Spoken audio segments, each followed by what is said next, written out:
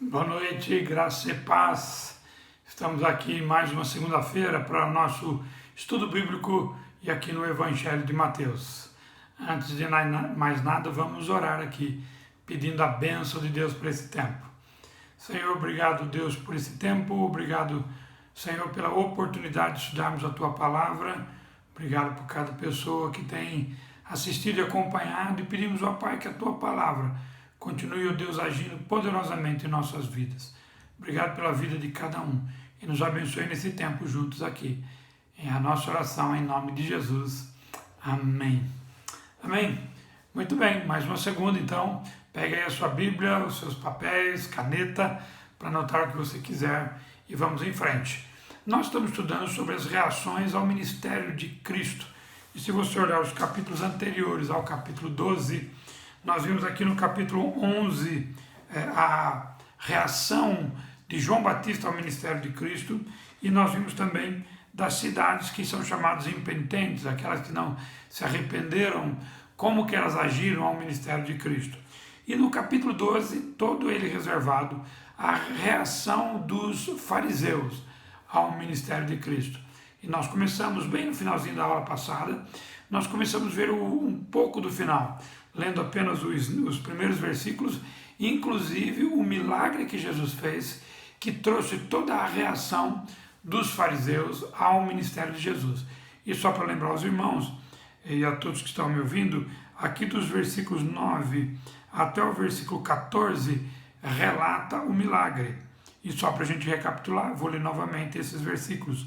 Saindo daquele lugar, dirigiu-se à sinagoga deles. Estava ali um homem com uma das mãos atrofiada.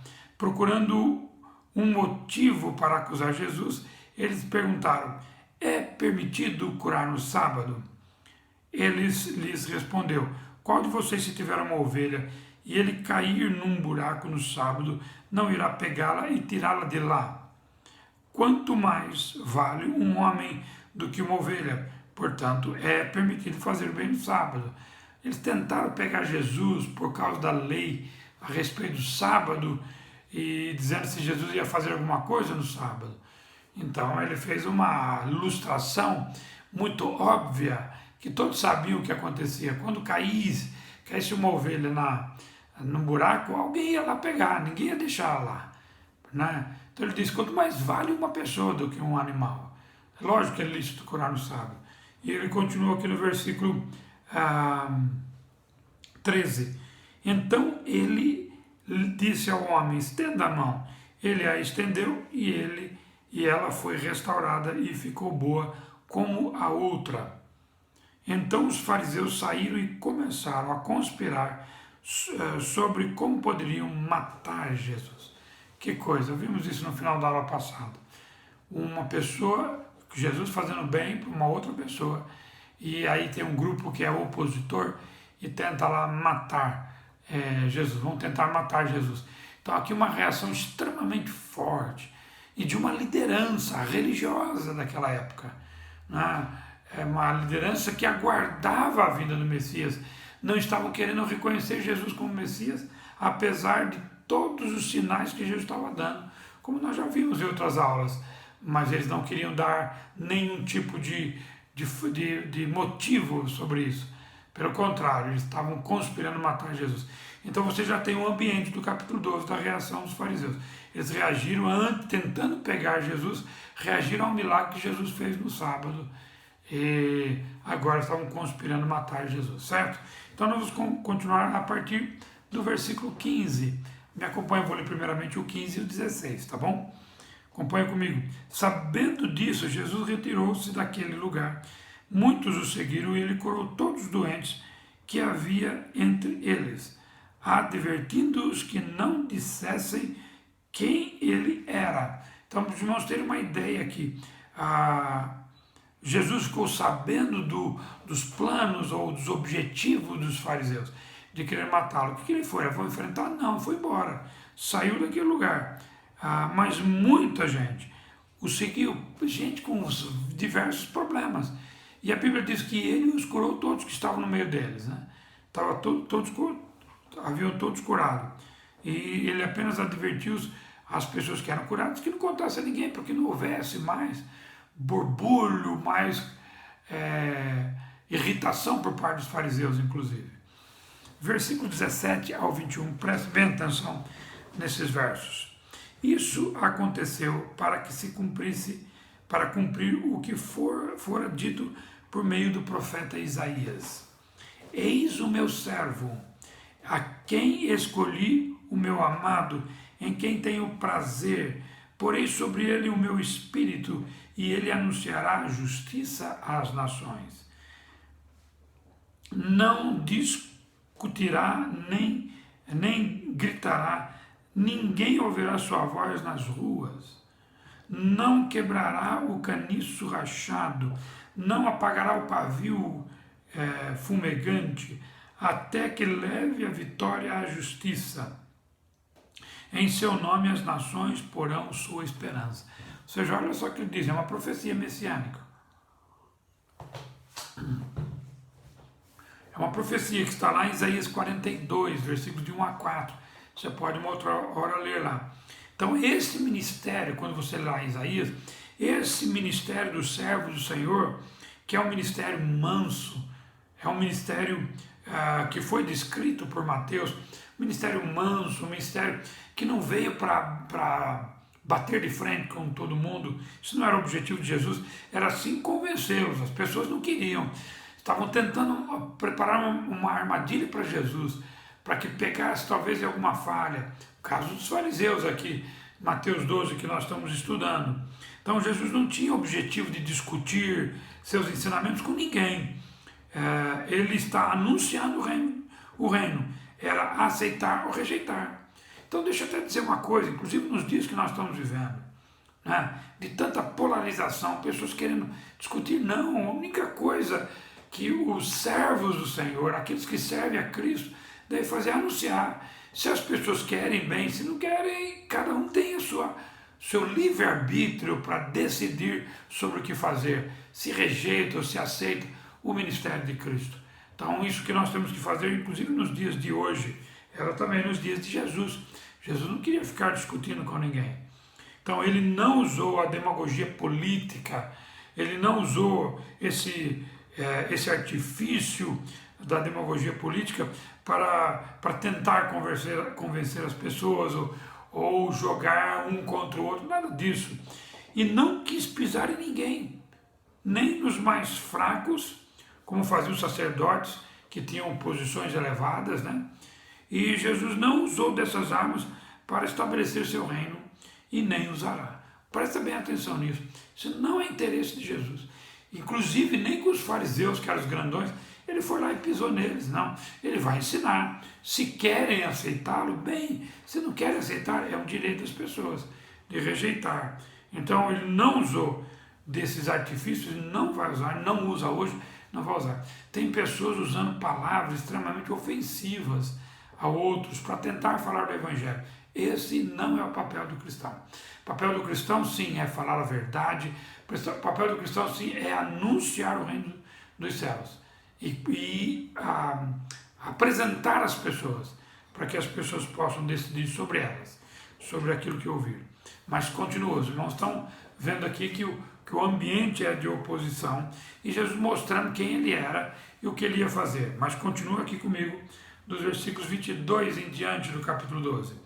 Depois disso, levaram-lhe um endemoniado, que era cego e mudo, e Jesus o curou, de modo que ele podia falar e ver. Todo o povo ficou atônito e disse: não será este o filho de Davi? Que expressão maravilhosa! Muitas pessoas que estavam ouvindo, vendo o que Jesus estava fazendo, ele fala que o povo, multidão, eles disseram, talvez esse não é o filho de Davi. E por que foi importante? Se você lembrar, logo no início de Mateus, quando a gente viu lá, primeiro versículo, Jesus, filho de Davi, filho de Abraão. Ou seja, o que ele está querendo dizer? Que há uma profecia muito importante. O descendente de Davi seria aquele que se assentaria no trono, reinaria para sempre, era o Messias. Ou seja, a pergunta é, será que ele seria o Messias prometido? Essa era a grande pergunta. Continua, verso 24. Mas quando os fariseus ouviram isso, disseram: é somente por Beelzebul, o príncipe dos demônios, que ele expulsa os demônios. Interessante, um povo, uma grande parte, uma multidão, estavam perguntando, seria ele o filho de Davi? Quando os fariseus ouviram, falaram: pera, esquece, não é não. Pelo contrário, eles estavam dizendo que Jesus era filho de Beelzebul, que é o maioral dos demônios, chefão dos demônios. Que coisa! Agora, continua comigo aqui no texto. Eu li o verso 20 até o 24, agora o 25. Jesus, conhecendo os seus pensamentos, disse-lhes: todo reino dividido contra si mesmo será arruinado, e toda cidade ou casa dividida contra si mesmo não subsistirá. Óbvio, não é? Não é uma casa que luta contra si mesmo, não dá. Você pega uma empresa e os sócios, um luta contra o outro, não dá. Você pega qualquer organização, se os membros dela, os participantes dela, lutam entre si, ela não sobrevive. Então ele está dizendo que nenhum reino vai sobreviver com um lutando assim. Agora, ele continua o pensamento: se Satanás expulsa Satanás, está dividido contra si mesmo, como então subsistirá seu reino? Ele está dizendo: impossível. Nem Satanás faz um negócio desse. Ele vai acabar com o seu próprio reino. Como que vai subsistir? Então, não pode ser. Continua o pensamento: e se eu expulso demônios por Beelzebul, por quem expulso os filhos de vocês? Agora Jesus usa um outro argumento. A prática de exorcismo, de expulsar demônios, naquela época também existia. Alguns judeus consideravam capazes de judeus. Então Jesus está fazendo uma seguinte pergunta simples: tá bom, se eu expulso por Beelzebul, por quem expulso os seus filhos? Porque ele já tinha dito o primeiro argumento que o reino divide contra o outro, é impossível. Então, primeiro não tem jeito. Já que não expulsa um reino não expulsa por outro, mas vocês estão dizendo que isso acontece, então por quem expulsa os seus filhos? Porque se eu expulso pelo poder de Beelzebul, será que seus filhos também? E quando ele fala filhos aqui, ele está dizendo de patrícios. O termo quer dizer parentes ou povo, é o mesmo grupo étnico de vocês. Então, um judeu dizer que um outro judeu faz isso era muito duro. Ele não ia fazer essa declaração, com certeza não ia fazer a declaração. Mas olha só, Jesus não para por aí. Mas se é pelo Espírito de Deus que eu expulso demônios, então chegou a vocês o reino de Deus. Ou seja, ele usou dois argumentos óbvios. O Satanás luta contra si. E já que Satanás luta contra si, por quem expulsa seus irmãos, seus patrícios, seus filhos que ele usa aqui? Bom, certamente ele expulsa por Deus. Então, é pela mesma maneira que eu expulso. Então ele disse: então, se eu expulso pelo Espírito de Deus, eu estou dizendo que é chegado o reino de Deus. Presta atenção. Jesus está querendo dizer o seguinte, que o concordar que ele estava fazendo essa obra de libertação pelo poder do Espírito Santo era a mesma coisa de concordar que o reino de Cristo estava chegando, que o Messias estava vindo, mas os judeus, os fariseus não estavam querendo concordar com isso. Tanto é que, vamos lá, Jesus continua com seus argumentos. Ou como alguém pode entrar na casa do homem forte e levar dali seus bens sem antes de amarrá-lo? Pode alguém entrar na casa de uma pessoa para levar seus bens, seja eles quem forem? Se ele não entrar lá e não amarrar, se o cara é mais forte, não vai dar. Certo? Ele está dizendo que só alguém mais forte pode entrar lá para fazer isso. Continua o pensamento de Jesus. Aquele que não está comigo está contra mim, e aquele que comigo não ajunta espalha. Verso 31. Por esse motivo eu lhes digo: todo pecado e blasfêmia serão perdoados aos homens, mas a blasfêmia contra o Espírito Santo não será perdoada. Presta atenção aqui antes de entrar no versículo mais complicado, que é o 32. Jesus está dizendo aqui para os ouvintes e aqueles que estavam dizendo, os fariseus, né, ele já usou o argumento: não é impossível que seja por Satanás que eu expulso. Né? Se eu sou por Deus, o reino dos céus já chegou. Então aquele que está comigo, aquele que não está comigo está contra mim. Então, ou seja, não tem meio termo. Ele está dizendo para os seus ouvintes e os fariseus, não tem meio termo. Ou você diz que é discípulo, seguidor de Jesus, ou não tem outro jeito. Nunca houve essa situação e nunca haverá. Não acontece hoje também. Você pode dizer, na igreja tem um monte de gente, a gente não sabe quem é quem. Quem é quem? Você não sabe, mas Deus sabe. Porque é impossível haver dupla cidadania. A pessoa ser cidadão do inferno e do céu. A pessoa querer as coisas só desse mundo e não querer as coisas de Deus. Impossível. A pessoa primeiro tem que tomar uma decisão. O que você quer? Você quer seguir a Jesus ou não? E ponto final. Se você não quer seguir a Jesus, então você não vai seguir a Jesus. Não tem o meio termo aqui. Deixa eu fazer algumas coisas para Deus e também viver a minha vida desse jeito. Não tem esse meio termo para Deus. É impossível viver esse meio termo para Deus. Bem, no verso 31, eu vou ler o 32 também, vou ler o 31, ele fala, por esse motivo eu lhes digo que todo pecado e blasfêmia serão perdoados, mas a blasfêmia contra o Espírito Santo, o Espírito não será perdoado. Todo aquele que disser uma palavra contra o Filho do Homem será perdoado, mas aquele que falar contra o Espírito Santo não será perdoado nem nesta era e nem na que há de vir. Aqui é conhecido como pecado imperdoável.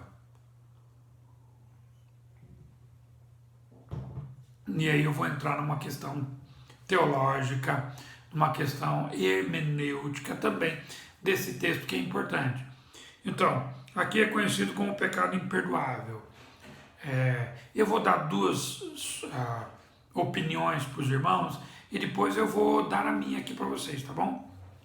Aí você fica à vontade aqui. A primeira opinião sobre, segundo esse texto, pecado imperdoável é a blasfêmia contra o Espírito Santo, ou seja, atribuir as obras que Jesus fez através do Espírito Santo a Satanás.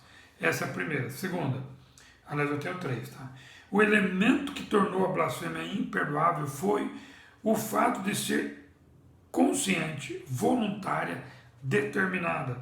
Uma blasfêmia está pronunciada por ignorância é perdoável. Ou seja, quando alguém faz já consciente, certo? Essa é uma.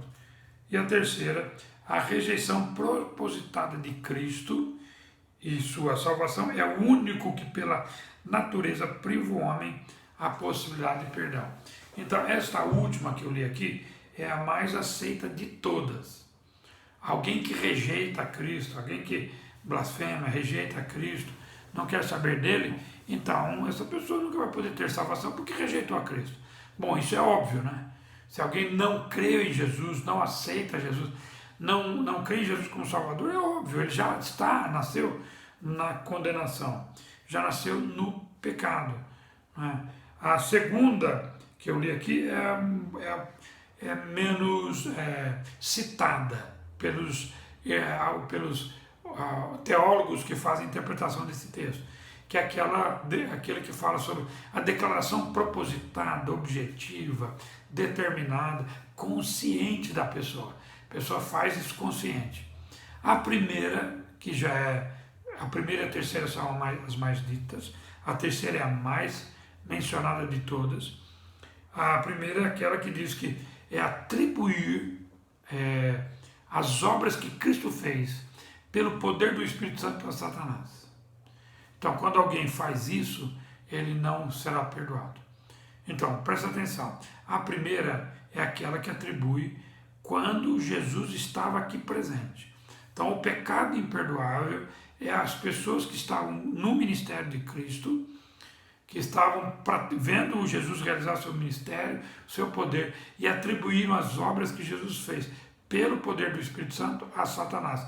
Esta é a interpretação da primeira aqui. E já vou dizer para os irmãos e para todos que estão me ouvindo que eu eu defendo, no sentido hermenêutico teológico, a primeira, que é relacionado ao ministério de Cristo. Jesus estava realizando os seus milagres pelo poder do Espírito Santo. E os fariseus estavam querendo atribuir que aqueles milagres eram realizados pelo poder de Satanás. Só que tem um problema aqui. O problema está aqui, olha. Deixa eu ler aqui. Olha o final do verso 32. Então, mas quem falar contra o Espírito Santo não será perdoado nem nesta era, nem na que há de vir. Bem, e aí, do que Jesus está querendo mencionar aqui? Bem, a visão do Velho Testamento, com a visão do Novo Testamento sobre a vinda de Cristo, era muito antes do que aquela que a gente vê hoje, porque eles não enxergavam a igreja não estava inserida no contexto do Velho Testamento. O que estava inserido era o Messias vir, cumprindo todas as profecias, como nós estamos vendo no Evangelho de Mateus, o povo de Israel aceitar o Messias ser crucificado pelos romanos, e depois ele ser assunto aos céus e voltar logo depois e estabelecer seu reino. Então não tinha a igreja aí na história. Então quando Jesus fez essa palavra aqui, nem nesta era e nem na por vir, exatamente, nem agora quando ele está aqui, nem quando ele voltar. Quando Jesus voltar, estará novamente presente aqui, de novo essa blasfêmia será estará em voga, estará de novo funcionando. Então hoje Jesus não está presente fisicamente aqui. Então, a meu ver, essa blasfêmia não funciona hoje. Quando Jesus voltar e pôr os pés aqui na terra, e alguém blasfemar com o que Jesus fizer, alguém blasfemar, isso vai ser de novo, atribuir o que Jesus estiver fazendo a Satanás, né?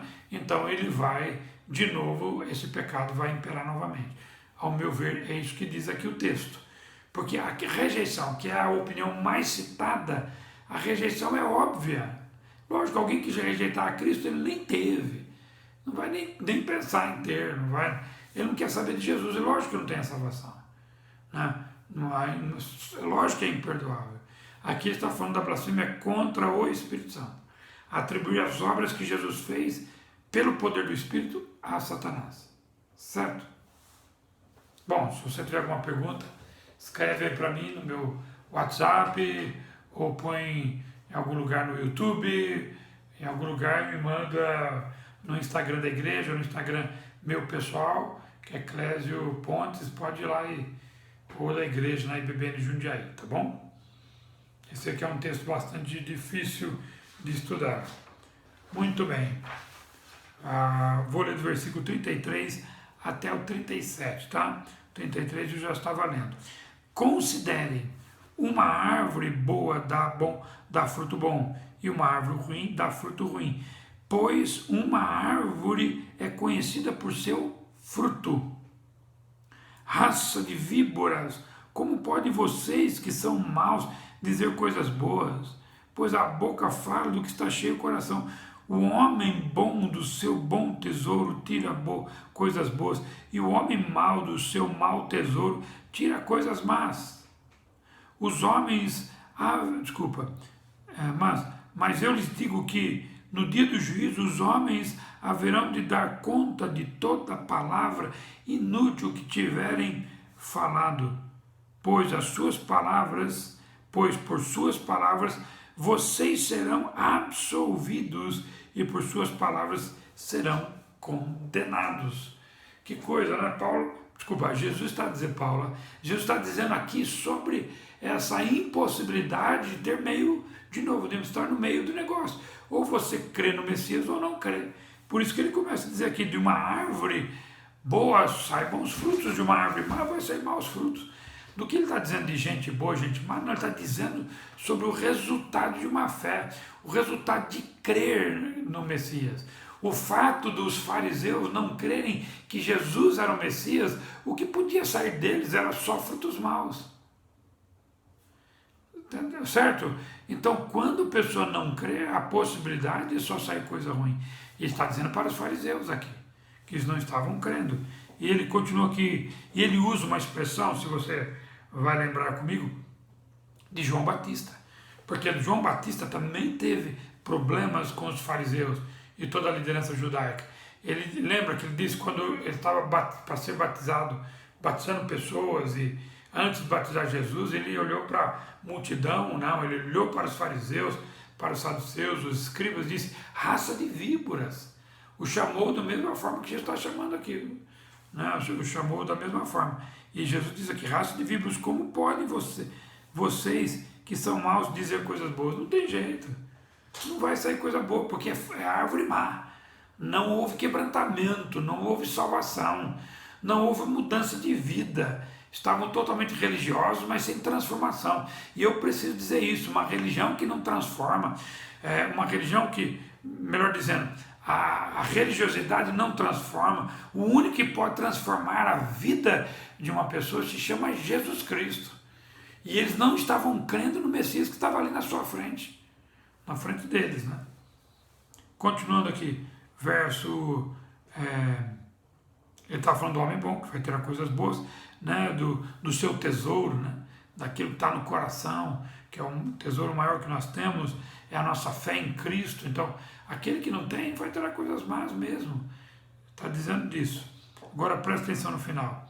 Mas eu lhes digo que no dia do juízo, os homens haverão de dar conta de toda palavra inútil que proferirem. Porque ele diz que por suas palavras serão absolvidos e por elas serão condenados. O que Jesus está querendo dizer aqui? Está dizendo o seguinte, as palavras provam ou mostram se a pessoa crê ou não. Começa por ali. Porque ele está dizendo que a boca fala daquilo que o coração está cheio. Como os fariseus não criam no Messias, não criam no Cristo, então o que eles estavam dizendo é só contra ele. Mesma coisa eu e você, isso serve muito para nós. Do que o nosso coração está cheio? Das coisas de Deus ou não? Então, é do que o nosso coração vai sair, né? E quando a gente crê em Jesus, então o ideal é que a gente realmente se encha da sua presença e fale sobre as grandezas de Deus, certo?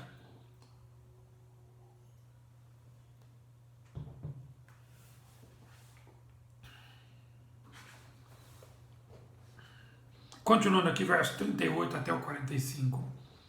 Sinal de Jonas, olha que coisa interessante. Então, alguns dos fariseus e mestres da lei lhe disseram, mestre, queremos ver um sinal milagroso feito por ti. Bom, já que o senhor está dizendo que o senhor é Messias ou o prometido de Deus, então pronto, faz um sinal para nós. Manda um sinal aí que a gente vai crer. Manda um sinal, mestre, né? Ele respondeu, de hora que Jesus responde, uma geração perversa, adúltera, pede um sinal milagroso, mas nenhum sinal lhe será dado, exceto o sinal do profeta Jonas. Pois assim como Jonas esteve 3 dias e 3 noites no ventre de um grande peixe, assim o Filho do Homem ficará 3 dias e 3 noites no coração da terra. Presta atenção, eles estavam pedindo sinal. Jesus falou o quê? Eu já dei muitos sinais para vocês. Vocês não querem mais um? Vou dar só mais um. Agora o sinal que eu vou dar é o mesmo de Jonas. Ele ficou 3 dias no ventre da baleia, eu vou ficar 3 dias no centro da terra. Que ele diz aqui, no coração da terra. Né? Continuando aqui no versículo 41, os homens de Nínive se levantarão no juízo com esta geração e a condenarão, pois eles se arrependeram com a pregação de Jonas e agora está aqui o que é maior do que Jonas. Lembra quando Jonas foi e pregou e a cidade toda de Nínive se converteu, uma cidade tão terrível, com tanta maldade, mas creram na mensagem de Jonas, que era a mensagem do céu, mensagem de salvação. Eles creram, né? Está dizendo que o povo de Jonas vão vir, vão ver. Está dizendo que se levantarão no dia do juízo e dirão a essa geração e a condenarão, porque são mais duros do que eles. E aí Jesus fala, está alguém aqui que é maior do que Jonas. Que coisa, ele está dizendo que ele é o próprio Deus, o próprio Messias, maior do que Jonas. A rainha do sul se levantará no juízo com esta geração e a condenará, pois ela veio dos confins da terra para ouvir a sabedoria de Salomão. e agora está aqui o que é maior do que Salomão. Agora está mostrando para os fariseus a grandeza dele. Ele fala da rainha de Sabá, que virá aqui, vai, mesma coisa, né? Ela foi buscar sabedoria com Salomão. Se você quiser, depois você pode estudar a passagem lá de Salomão, quando a rainha de Sabá foi lá procurá-lo, né? Que é uma rainha do sul aqui, foi lá procurá-lo. Está dizendo que está aqui alguém maior do que o próprio Salomão, maior do que Jonas, maior do que Salomão. Ou seja, Israel, a nação de Israel estava rejeitando a Cristo aqui, rejeitando o Messias, né? Aquele que é maior do que o profeta Jonas, aquele que é maior do que o rei Salomão, né? Que foi coberto toda a riqueza possível, né? Verso 43. Deixa eu ver aqui, nós paramos. Ok. Verso 43, olha o que diz. Quando um espírito imundo sai de um homem, passa por lugares áridos procurando descanso, como não o encontrará? Como não o encontra? Diz, voltarei para a casa de onde saí. Chegando, encontra a casa desocupada, varrida, em ordem, então vai e traz consigo outros 7 espíritos piores do que ele, e entrando passam a viver ali. E o estado final daquele homem torna-se pior do que o primeiro. Assim acontecerá a esta geração perversa. Que coisa, que palavra dura. Está dizendo, quando você pega e expulsa o demônio de alguém e aquela casa fica vazia, quando um outro entra lá e vê que está vazia, leva mais 7 poderosos. Você prestou atenção? E agora eu vou falar exatamente o que Jesus estava querendo dizer. Está dizendo para a nação de Israel. Eu vim aqui e preguei. Eu limpei todo o mal de vocês. Tirei tudo que estava errado. Mas vocês não me convidaram para entrar. Eu apontei todos os erros, tirei tudo. Mas vocês não me convidaram para entrar. E a casa fica vazia. Agora o estado de vocês é pior do que antes, porque vocês ouviram, vocês viram os milagres de Jesus, viram as ações de Jesus, mas não fizeram nada. Não houve mudança, não se entregaram, não creram. Então o estado é pior do que o primeiro, porque além da falta de crença por não conhecer totalmente e não ver, é uma ignorância, mas agora não. Agora vocês estiveram com o Messias, vocês estavam com ele, mas não creram de qualquer forma. Quantas pessoas estão vendo tantas coisas de Deus, mas não estão querendo saber de Deus? Mesma coisa. Né? Palavra, mesma coisa para muita gente, que ouve e não quer saber nada das coisas de Deus. Muito bom. Está dizendo que aquela geração é terrível, né? Isso que está dizendo. Verso 46 até o 50, para encerrarmos aqui o capítulo 12. Outro assunto agora, muda um pouquinho, porque a reação dos fariseus já deu até o final do versículo 45. Falava ainda Jesus à multidão quando sua mãe e seus irmãos chegaram do lado de fora querendo falar com ele. Alguém lhe disse, tua mãe e teus irmãos estão lá fora e querem falar contigo. Quem é minha mãe e quem são os meus irmãos? Perguntou ele. E estendendo a mão aos seus discípulos, disse, aqui estão minha mãe e meus irmãos, pois quem faz a vontade de meu Pai, que está nos céus, este é meu irmão, minha irmã e minha mãe. Algumas pessoas acham que Jesus estava menosprezando aqui sua família. Nada disso. Ele apenas está querendo dizer às pessoas importantes. A mãe não era importante? Nada, tudo jóia.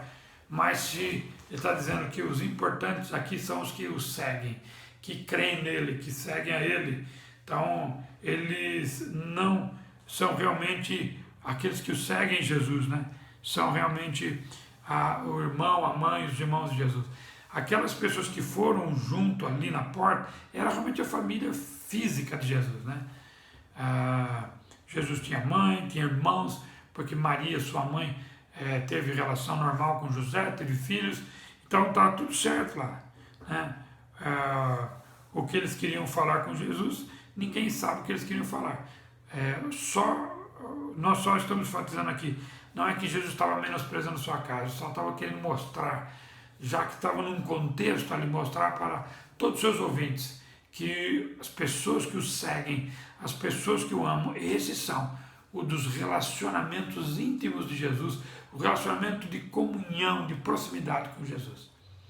Não é o grau parentesco, é o grau de confiança. quanto que a pessoa confia nele, crê nele, certo? O grau de parentesco não resolve nada, nem hoje, nem ontem, nem nunca, mas é o quanto nós cremos no Messias, cremos no poder do Salvador chamado Jesus Cristo, certo? Nós estamos encerrando nossa aula aqui hoje, só para dizer para vocês, capítulo 13, nós vamos estudar as parábolas do reino. Presta atenção no que eu vou dizer. Quando termina o capítulo 12, há uma divisão muito clara, quem já estudou bem o Evangelho de Mateus. Porque até então Jesus estava tentando lidar com a nação judaica, fazer com que eles criam. Parece que aqui, a partir do 12, é quando houve uma rejeição mesmo da nação judaica. Então, a partir do 13, ele vai lidar muito mais com o indivíduo do que com a nação. Ele vai falar com indivíduos, quem quiser se converter, quem quiser crer no Messias, podem crer.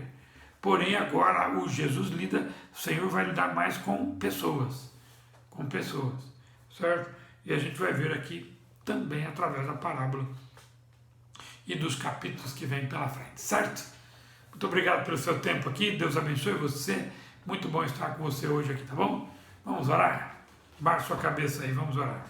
Senhor nosso Deus e nosso Pai, muito obrigado pelo tempo de estudarmos aqui.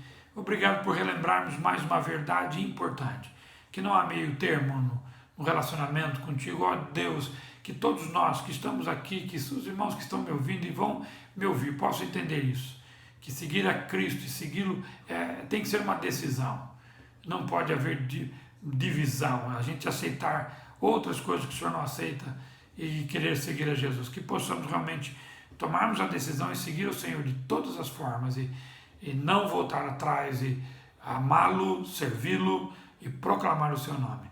Muito obrigado pela vida de cada um e nos dê um bom restante de semana. É a oração que fazemos em nome de Jesus. Amém. Amém. Um beijo no coração de todos e até a semana que vem.